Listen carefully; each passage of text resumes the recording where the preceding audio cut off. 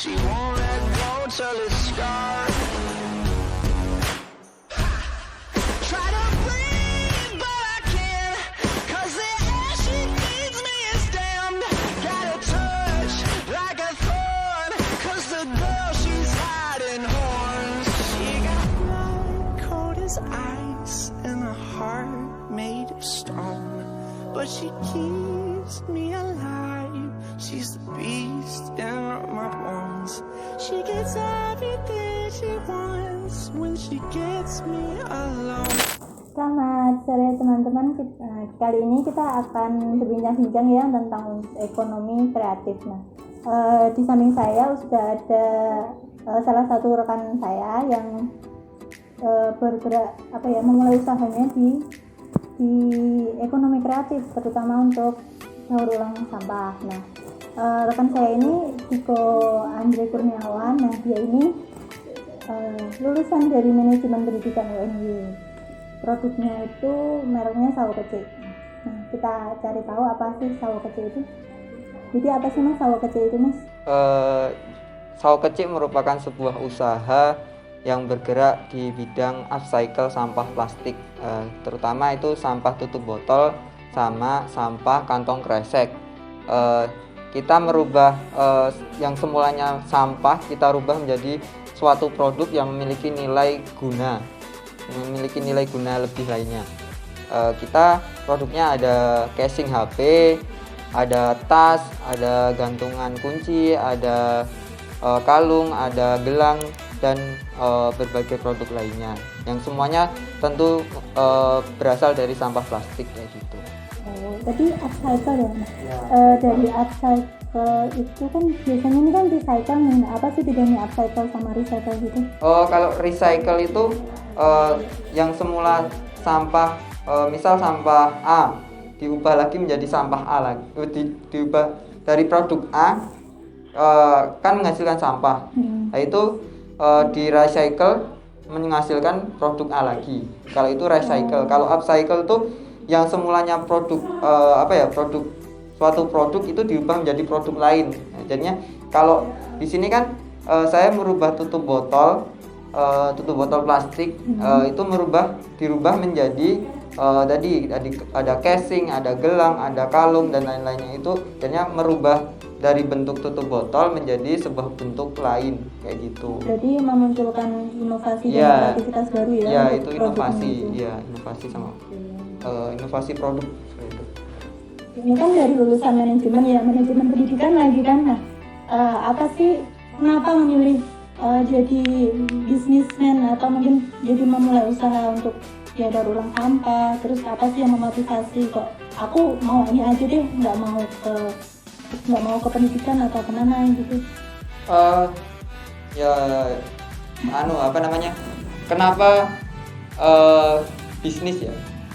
Emang dari dulu itu fashionnya itu udah ke bisnis, walaupun masih banyak kegagalan dari zaman dulu kayak gitu.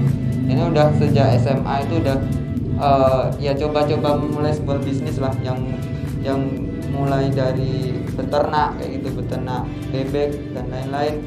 Terus akhirnya sampai ke upcycle ini. Soalnya saya melihat bahwa sampah sekarang itu semakin banyak. Nggak dipungkiri lah. Setiap hari itu sampah dari kota, dari mana itu setiap harinya semakin banyak ditumpuk di TPA.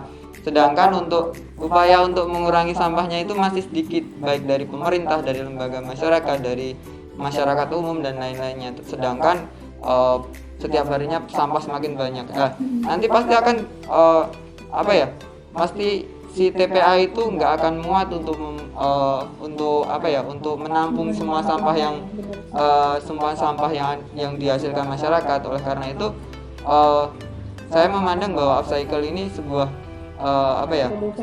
terobosan baru dan memiliki peluang kedepannya lebih baik seperti itu. Soalnya sekarang itu semakin banyak orang yang peduli akan lingkungan. Secara tidak langsung itu semakin sadar. Iya benar. Apalagi anak-anak muda ya, sekarang kan udah banyak pada pakai yang kayak Tupperware sendiri atau produk barang-barang sendiri. Nah, jadi nggak terus sampah semuanya pakai plastik gitu sih. Iya. Iya, generasi milenial yang menentukan.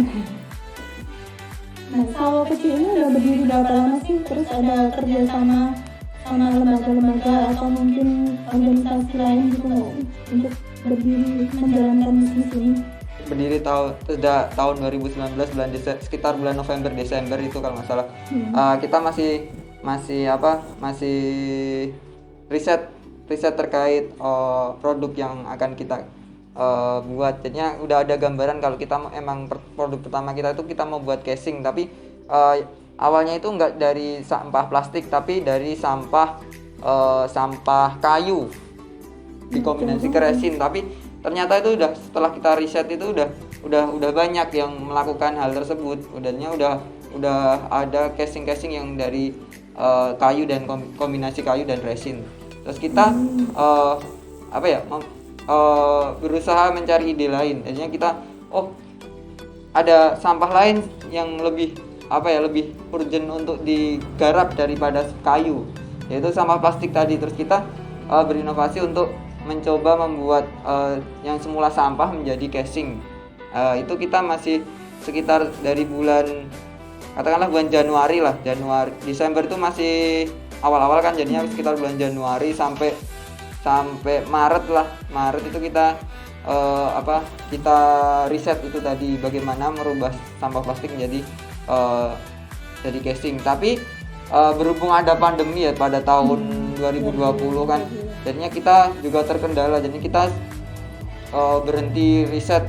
Jadinya soalnya saat itu kan benar-benar kayak keadaan tuh mencekam, seakan-akan keadaan itu mencekam kan, jadinya nggak berani untuk pergi ke kota atau untuk mencari bahan yang lain untuk proses pembuatan. Jadinya kita terhenti dari sekitar bulan Maret sampai Juli Agustus kalau nggak salah itu.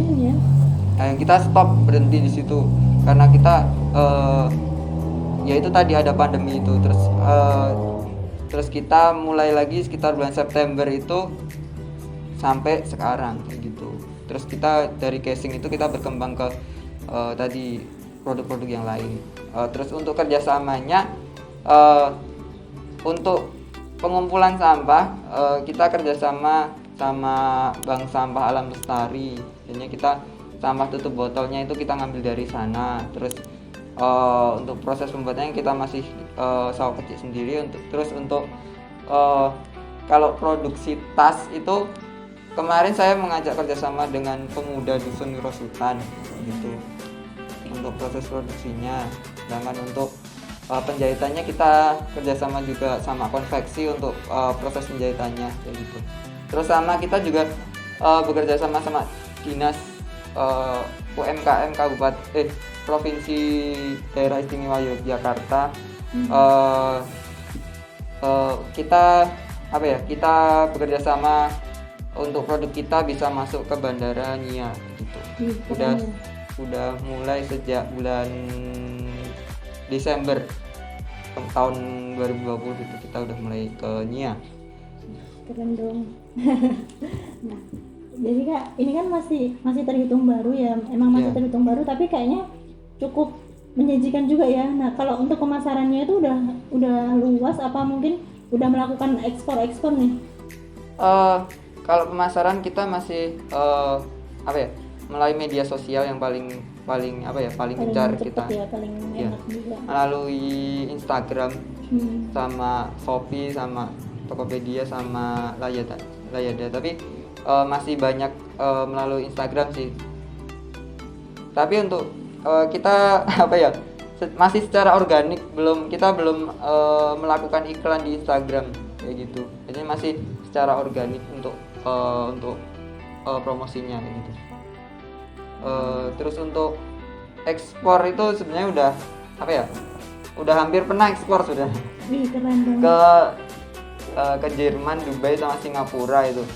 Tapi saat itu masih tahun akhir 2020 Desemberan, November atau Desember itu ya karena pandemi juga, terus karena masih keterbatasan informasi terkait proses pengiriman barang dari Indonesia ke luar negeri. Jadinya terpaksa harus ditolak seperti itu. Direncanakan untuk kedepannya, jadi Iya. diperbaiki lagi ya mungkin ya. Ya kita masih ada rencana untuk ekspor, tapi kita masih memperbaiki dalam proses produksinya untuk mempercepat produksi gitu. Nah, selanjutnya nih ya kan masih muda banget lah ya, masih mungkin 20-an kali ya. Nah, udah mulai bisnis sendiri, udah sampai kemana-mana, produknya udah dikenal masyarakat juga kan. Apalagi daur ulang sampah gitu kan. Ada nggak sih tips and triknya Mas Andre ini buat mulai usahanya? Apa sih kayak buat biar teman-teman yang pengen nih memulai usaha baru atau mungkin gimana masih takut buat memulai usaha gitu, jadi biar mereka juga semangat gitu. Sebenarnya masih awam, soalnya saya juga masih awam, tapi disuruh ngasih triknya agak lucu sih sebenarnya. Ya pertama-tama belajar gitu nanti ya. Kalau dari pengalaman saya sih yang paling penting tuh berani dulu, berani memulai. Kalau nggak berani memulai ya nggak akan bisa berjalan kayak gitu. Idenya itu bisa sambil berjalan itu mungkin dapat ide kayak aku tadi sebelumnya kan idenya dari kayu kan, tapi selama berjalannya waktu malah kita berubah jadi upcycle sampah plastik. Jadinya yang penting berani memulai dulu, entah itu ada modal atau enggak, yang penting berani memulai. Saya mau usaha nanti usaha apanya itu bisa setelah kita mempunyai niat dulu seperti itu. Nawa itu dulu. Iya. Kalau kata Mbah Lasio itu apa ya? Ya tuyul saya baca di YouTube. T-nya itu tekun, U-nya usaha, Y-nya yakin, U-nya ulet, L-nya lincah. Lincah untuk ya itu kata Mbah Lasio ya di YouTube-nya itu sempat tahu Mbah Lasio nggak? Enggak. Itu Profesor Pisang dari Bantul. Oh gitu, keren tuh. Tapi tuyul ya tadi ya? Iya. Tuyul, oke. Tekun. Usaha. Oh, tekun usaha. Tekun usaha. Artinya kita harus tekun dulu, terus usaha, bekerja keras dan lain-lain, usaha termasuknya. Y-nya yakin kalau apa yang kita lakukan tuh bakal memenuhi mencapai hasilnya pada saatnya nanti ya gitu. yang keduanya ulet, ya kita harus ulet, pantang menyerah kayak gitu. Terus L-nya lincah, artinya lincah itu kita pandai-pandai mencari relasi, mencari mitra kayak gitu.